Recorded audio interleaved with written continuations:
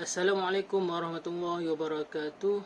Saya Muhammad Yusof bin Abdul Aziz, nombor metrik BMH 2001025.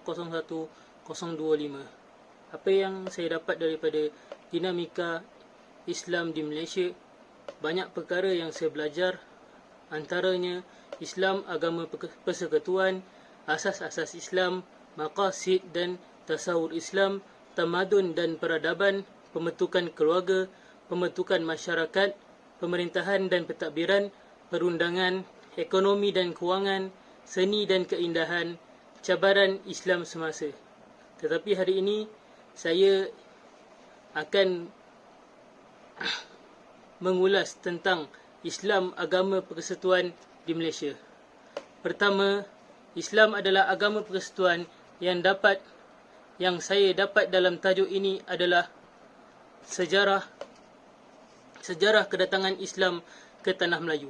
Sebagai contohnya datangnya Islam dari tanah Arab, iaitu semasa orang Arab berdagang ke tanah Melayu, dan pengaruhnya adalah tulisan Jawi menggunakan huruf yang sama seperti tulisan Arab. Cara bacaan Al-Quran orang Nusantara sangat sama seperti orang Arab.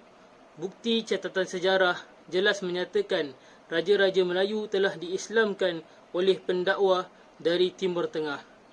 Perkataan Melayu yang hampir serupa dengan perkataan Arab, contohnya kitab, surat ilmu dan lain-lain lagi.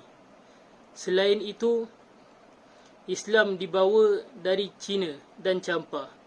Teori ini bahawa orang Arab Islam telah datang ke Cina dan berlakunya pemberontakan yang besar di Canton kerana orang bukan Islam tidak berpuas hati.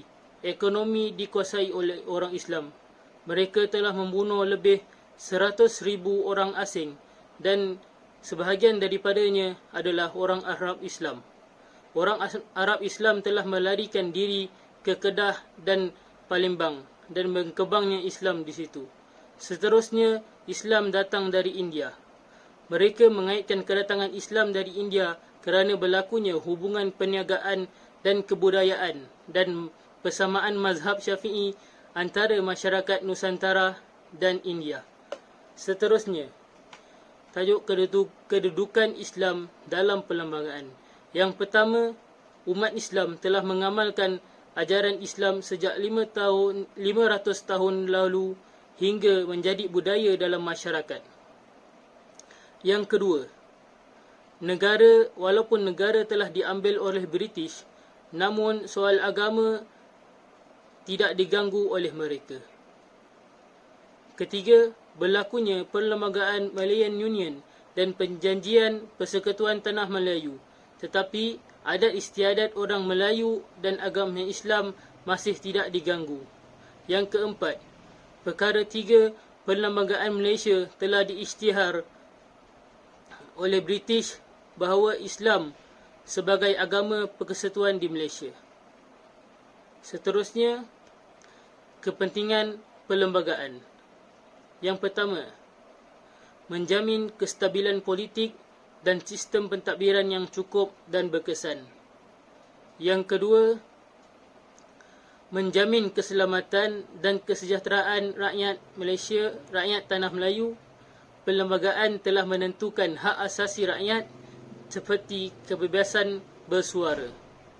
Yang ketiga, perlembagaan juga menentukan tanggungjawab rakyat dan batasan atau larangan seperti hak istimewa orang Melayu dan bumi putera tidak boleh dipersoalkan oleh orang lain.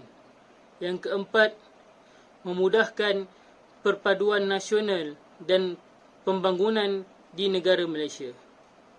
Kesimpulannya, agama Islam telah dijadikan agama di negara kita. Namun, Malaysia tetap meraihkan kebebasan agama. Perlembagaan yang digubal masih menjadi perdebatan sehingga kini apabila berlakunya kes yang sukar diselesaikan mengikut syariah. Namun, Malaysia mempunyai perlembagaan yang utuh untuk menjamin kehidupan yang aman dan makmur di dalam masyarakat majmuk. Assalamualaikum warahmatullahi wabarakatuh.